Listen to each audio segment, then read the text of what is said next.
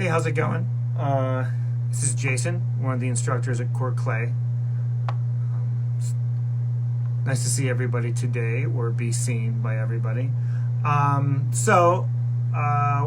We're doing something different. I'm at my home studio right now, filming. And, I just wanted to do a video. The weather's been in and out crazy, and we had to cancel our class at Core Clay. But we are here, and see if I can get comments going. I see I have one view, but I hope everybody's doing well. I hope you're safe,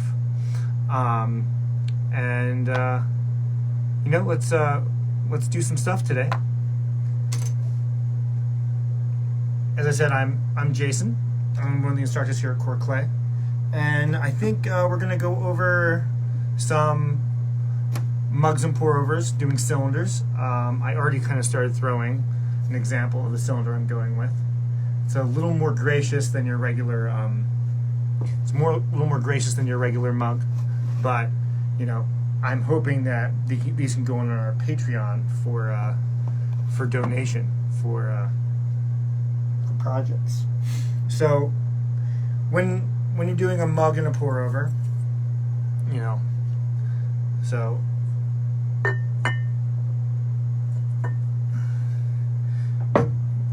it's actually one of the things you want to think about, and we'll probably get to for a second video, is our foot. I put all my foots on second. I let it dry, take it off, and then I throw a ringed foot, and that's kind of really great way to do it. And I know a lot of people who've purchased, here's one in Bisque. I know a lot of people who've purchased these items say that the foot's the best way to go, because if you don't have the foot, it just leaks out. Just an idea as you go.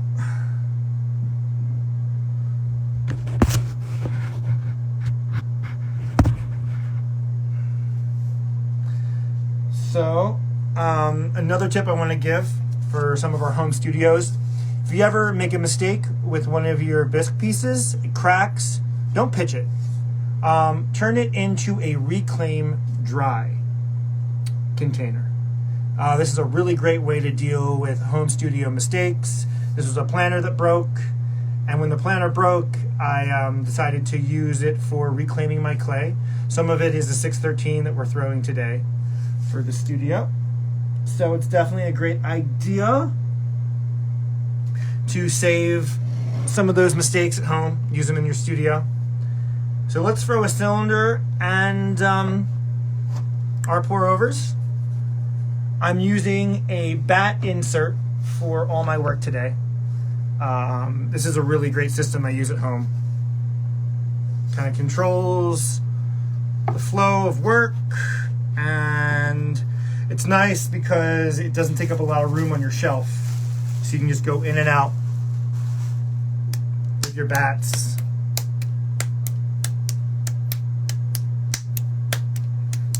Hope everybody's staying safe today. So let's make some mistakes with clay.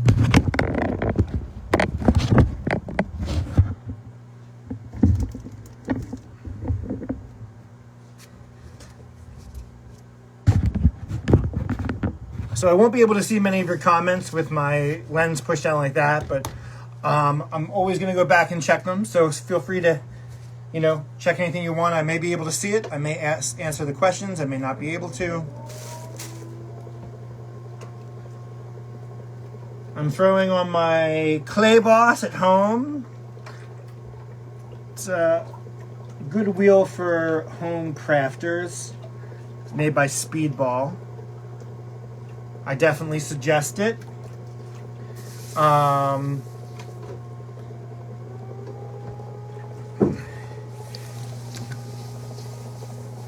Doesn't give me too many problems, though. It would be nice to have something a little more beefy, like we have at Core Clay.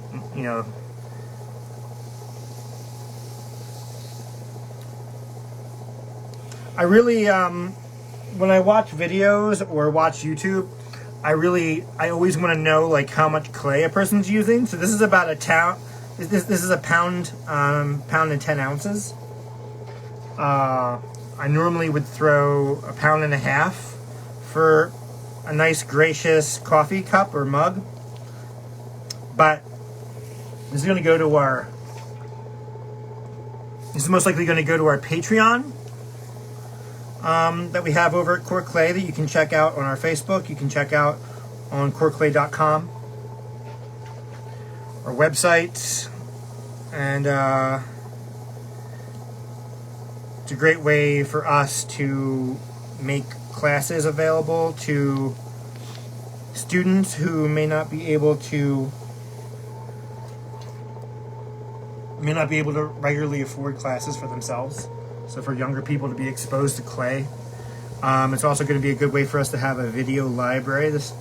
A video such as this may be on there. So I would check out what's going on with that in the future. So right now I'm centering, and my centering is really about putting pressure on my elbow and my hip and taking that core stability and adding it to the clay. Whenever I try to touch, I always try to go knuckle, thumb knuckle. There's always some kind of connection with my hand, and that really helps. I have a lot of my measurements with my calipers already set up for what I want to do for the clay, and I have the measurement set up for how my height is with just using a regular rubber band. You don't have to be crazy. This is already the measurement I want. So when I open this clay up, and when I open it up, I try to do this one finger technique. So I use my knuckle finger here, and kind of like a drill, I just use that stability and push right down. A good way to gauge is between your flank is your knuckles, and use those knuckles as a gauge. You know, I do have to say that as you start to throw, you kind of get an idea of where your knuckle needs to be, or where your finger needs to be, or how deep you need to go. So that just happens with time.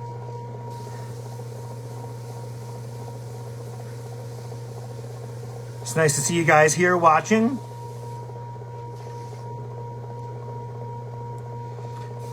So as I roll my finger down to open, I'm really compressing the bottom, pushing those particles together.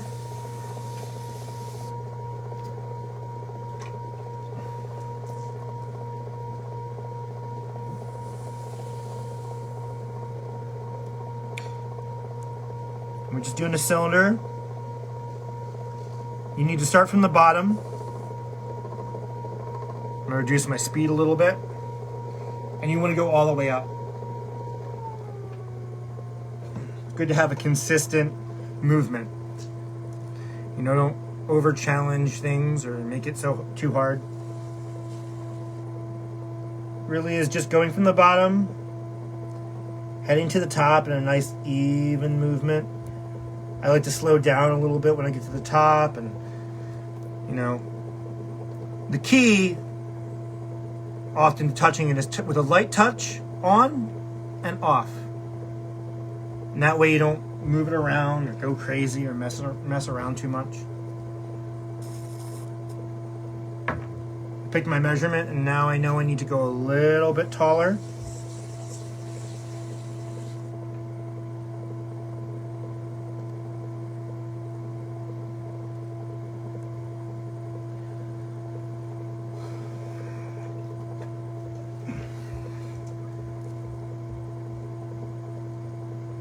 Pressing my top always. One hand is always in the hip near the core, helping to build a core. Oh, I see my wife's on here, Jen. Hey, Jen, thanks. She says it looks great. I appreciate that.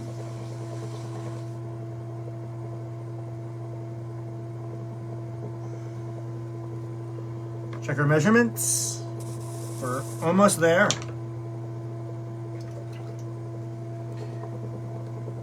Coil for stability, keeping my thumbs forward. My thumbs will supply a centering.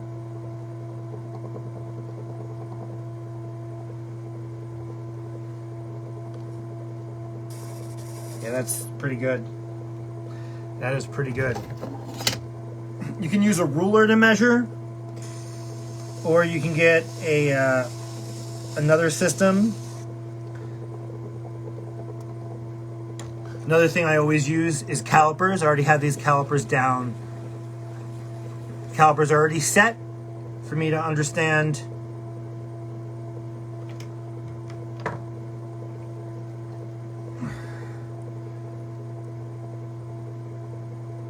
that's where I want my midway to be.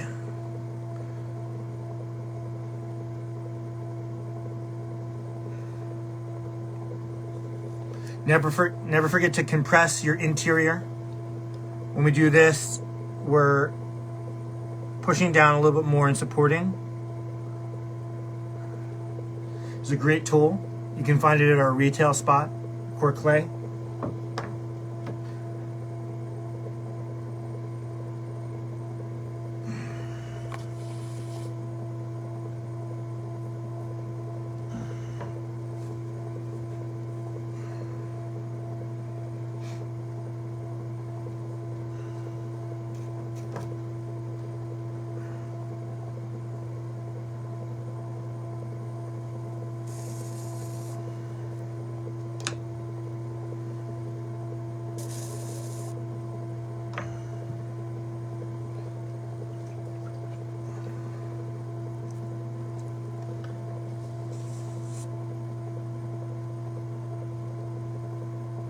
You know, we're trying to do more videos, especially to add to a video library for our Patreon. So feel free to message us and tell us something you might want to see or something you've been thinking about.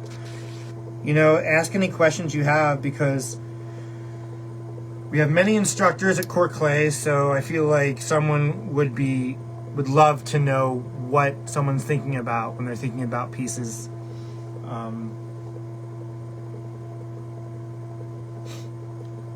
All right, so we have something, you know, we have our cylinder. This is a trimming tool I made out of a regular saw. You've probably seen videos like that. Videos where people have made similar items.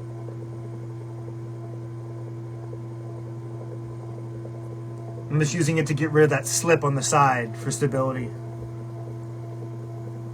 How long have you been doing this? Okay, thanks. I have been throwing myself. I graduated from college in 2009, and I've been throwing on and off since then.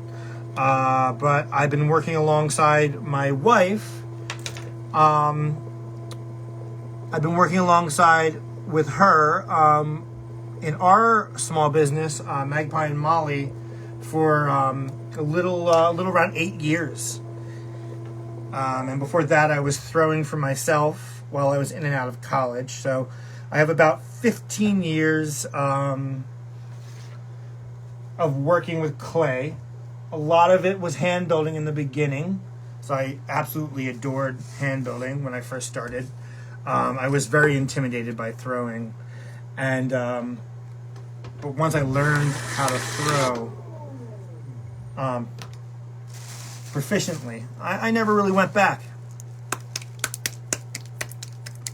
Okay, so right now we're going to do the cylinder for the top.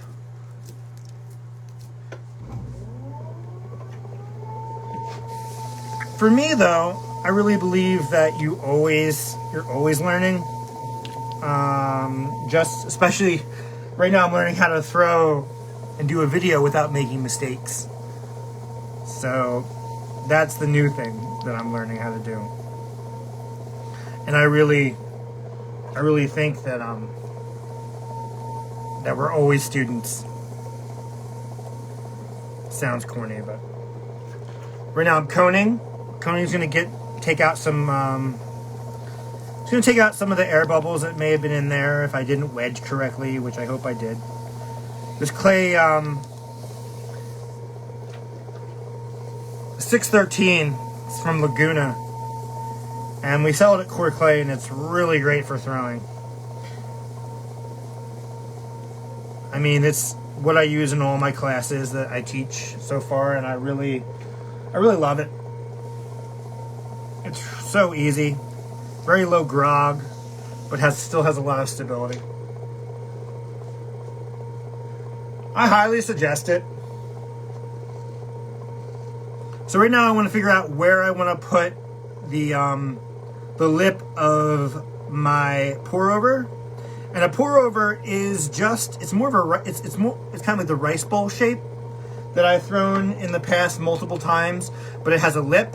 So I take care of the lip first. So that's what I'm doing now. I'm adding a part so I can kind of have my lip. You can recone the top a little bit. But I obviously want my lip to be bigger than the opening of my cylinder for the cup. But I don't want it to be so large that it's obnoxious. If that makes any sense to anybody.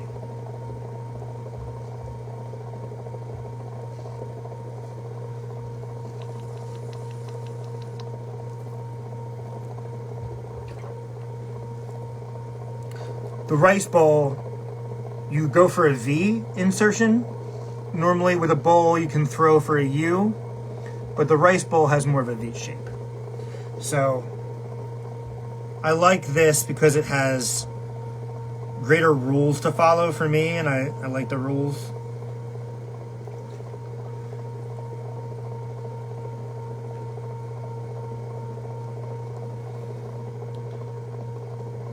Compressing the top. I'm going to slow it down a little bit. Maybe it's going too fast, I can't tell.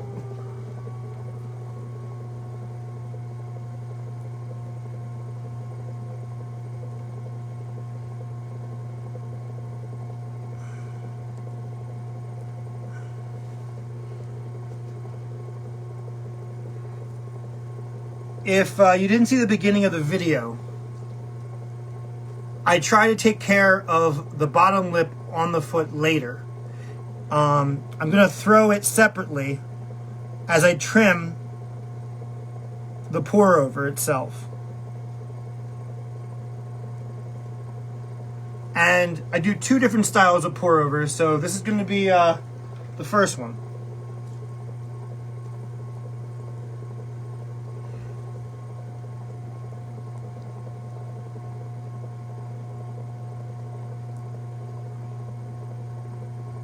It's a little tall, but tall is okay because we're going to actually put grooves inside there which are going to catch the liquid of the coffee and add air.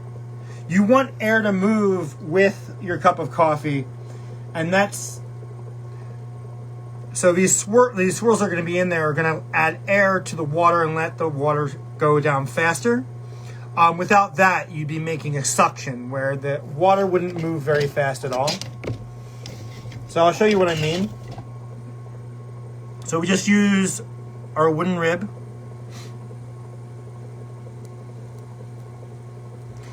And don't feel bad if you're going all the way down, because we need to make a hole for the liquid, for the coffee to pass by.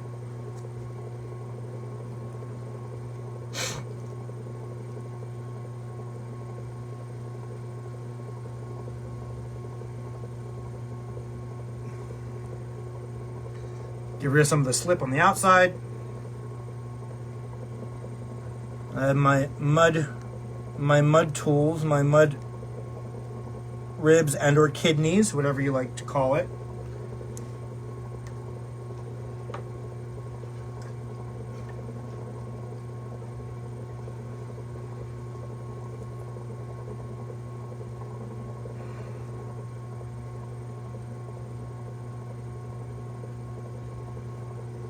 But like I said, this looks kind of big. But there's a method to the madness. You can start with your needle tool and open the interior up you're going to want to make your hole before you make the indentations, because you want to see how it's moving.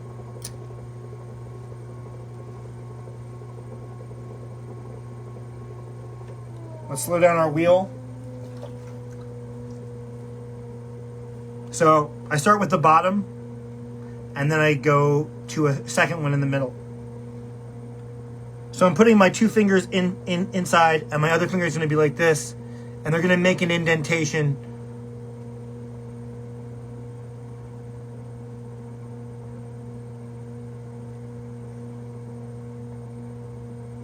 And then my second one's in the middle here. And so if you heard me say it, this traps air, and it allows the coffee to start pouring down faster. It's not so fast that it doesn't soak through the beans, but it does help with the coffee a lot. You know, and it just looks like it's going to be a good pour over. Like, it just has like a natural look that you might find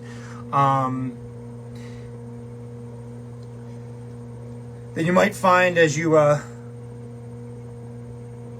in a retail store like Target or what have you.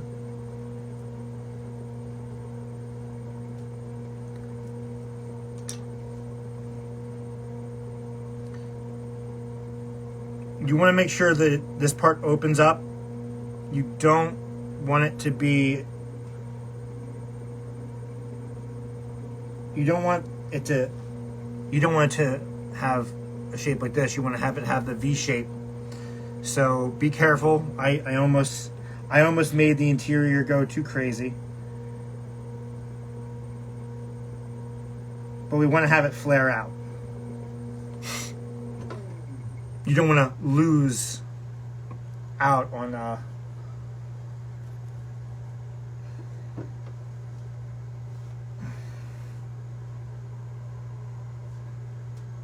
here's the pour overs. First one I made and the second one.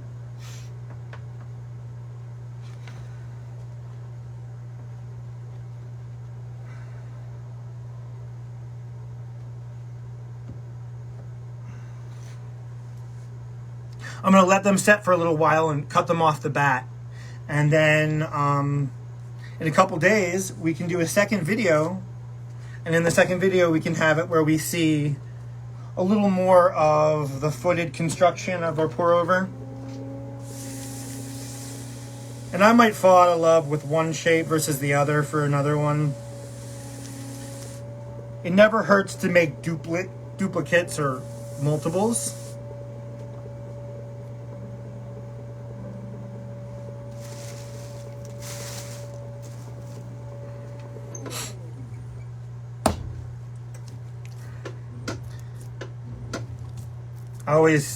I've been trying to tell my students,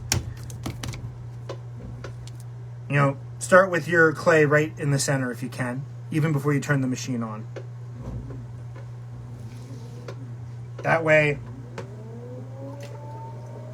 you know, I could have made it a little more straight, but at the same time.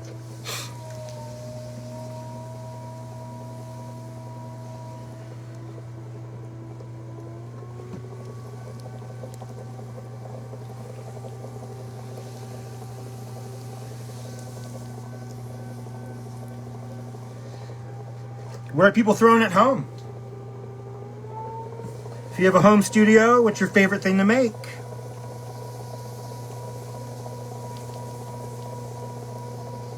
You know, if you have any questions for us here at Core Clay, I know I'm throwing at home, but you can find me when the weather's better at the studio.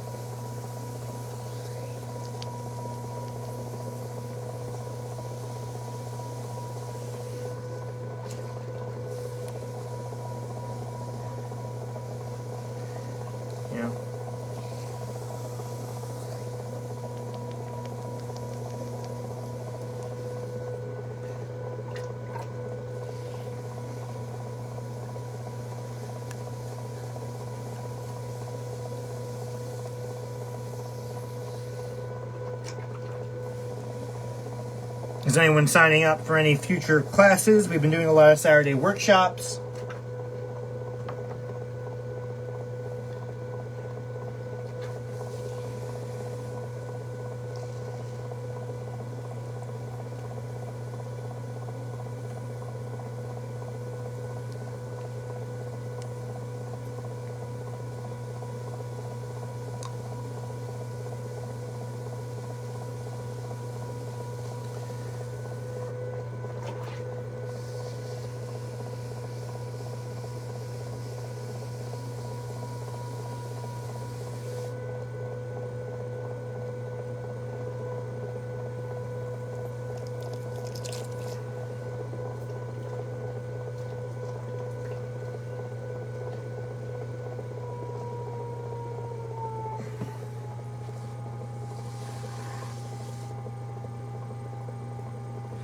So the reason I open like that is it brings all my clay into the middle.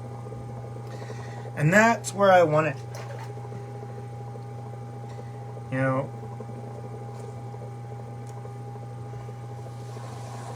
I can easily get a groove underneath the clay.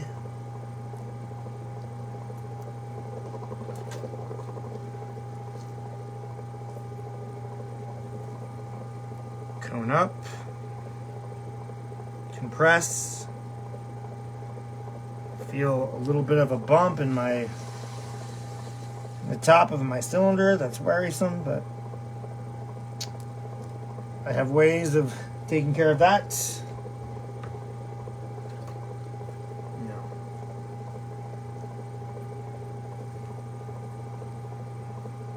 Maybe I shouldn't have been in such a rush. Should have wedged a little better. Sometimes it's good to say, hey, there's a little bit of an air bubble. I didn't wedge much, or I have a little compression problem over here. Speaking about compression, I like to use my stick to get in there, press the bottom. Making some gracious coffee mugs, some nice big cylinders today.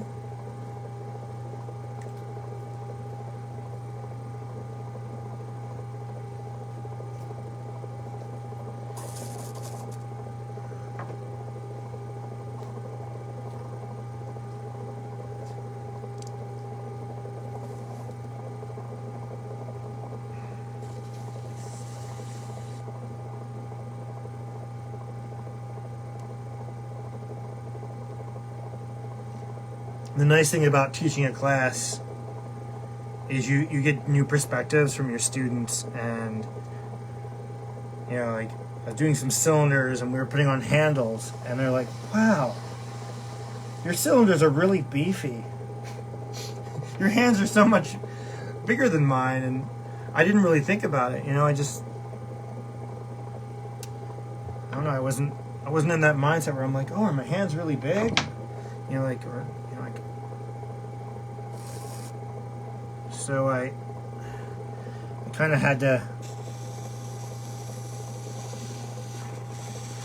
think about that. And so when I'm throwing these, I want them to be a little more narrow, perhaps.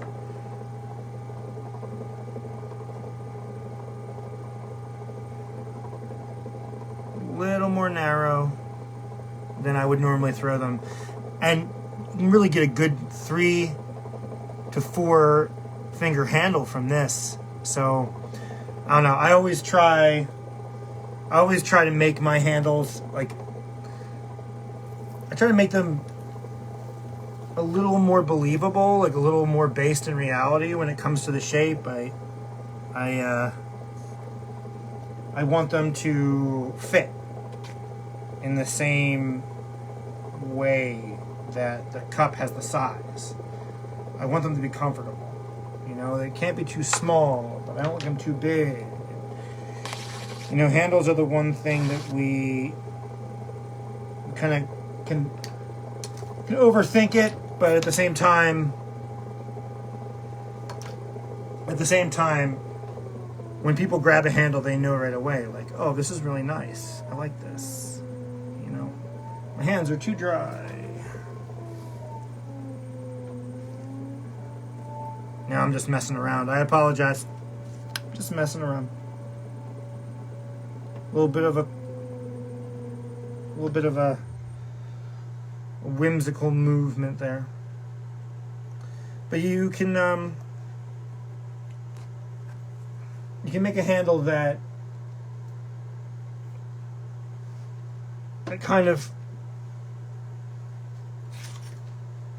right away, maybe your customer knows right away that, oh, this is comfortable. But you can also do it where they may could hurt their hand.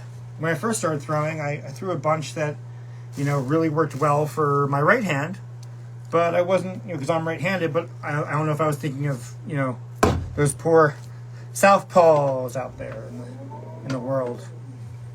You know, I don't know if I was really thinking about everyone.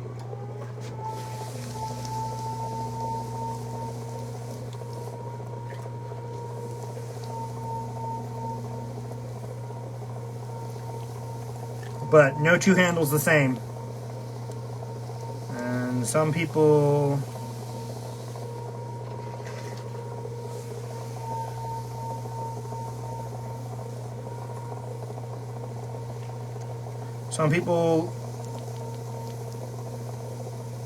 like to put their handles right on a piece and pull it.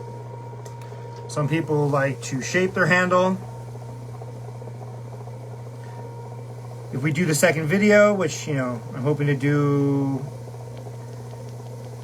sometime later in the week,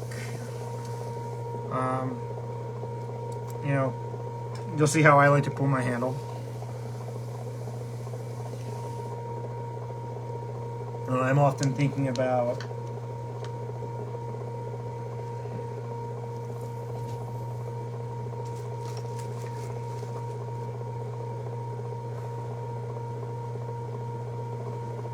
making something a little thicker that I can carve down. So right now we're throwing the pour over for the top of our piece.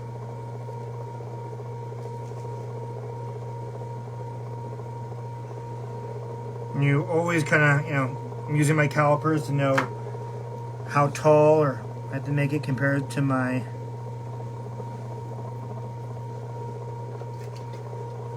how wide the lip has to be compared to the lip of the cup. And we'll try for a different shape this time. We'll try for squaring it off. When you square off your pour over, it's good because it still goes for these areas that you want to open for the air.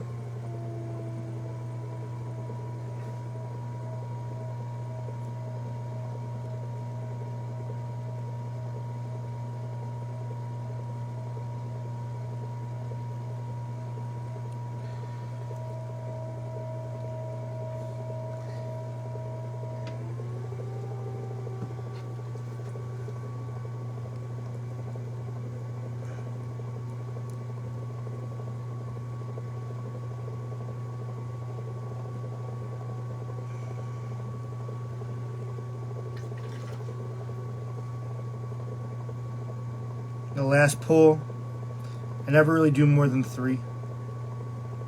It's kind of the same rule I have for these rice bowls that have a similar throwing.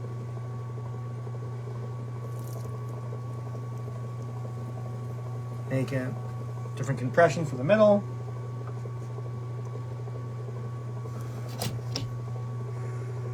I have no idea where I put my wood caliper, but that's fine because I can just use a different one. That's why I put multiple tools down at once.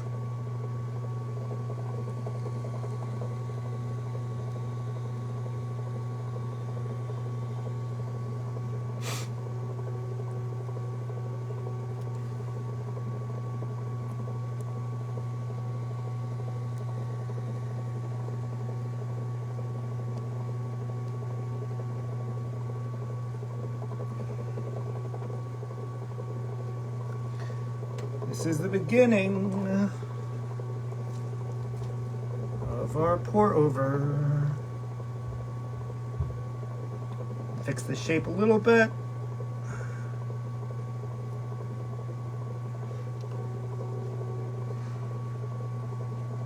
Make sure it pours downward because when we open it up.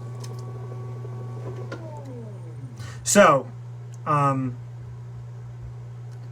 what we're going to do is we're going to take our fingers and glide up.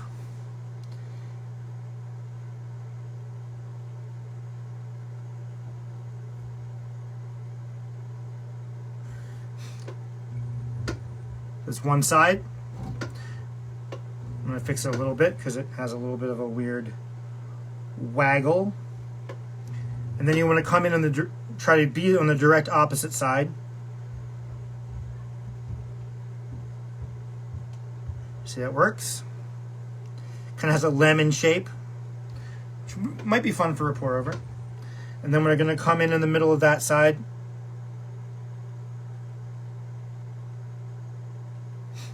So we're just manipulating that cylinder that we just threw, or that bowl shape that we just threw. And then one more.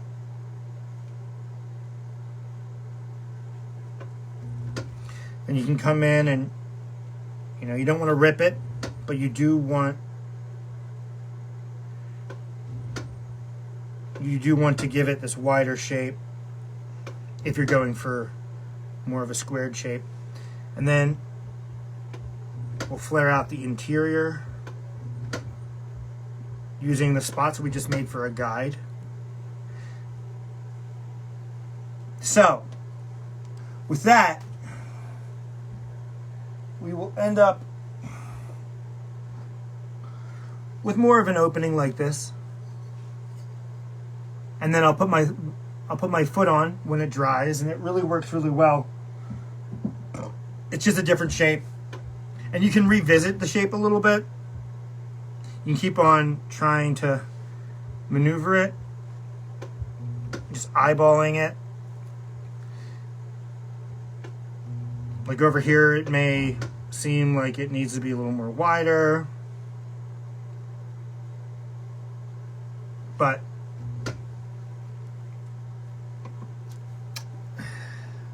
we have the beginning of that shape. It's gonna be really nice to have it that way.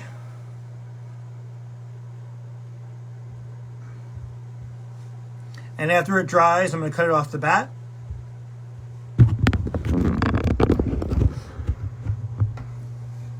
So those are our cylinders, which will become mugs, and the tops, which become pour overs.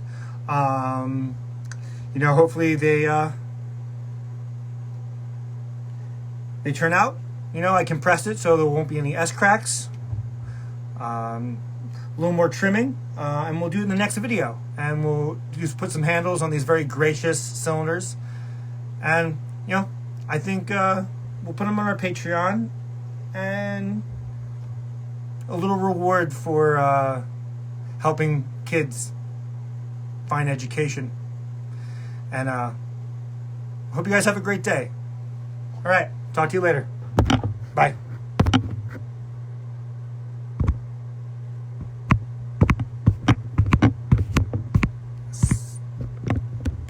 As soon as this lets me stop.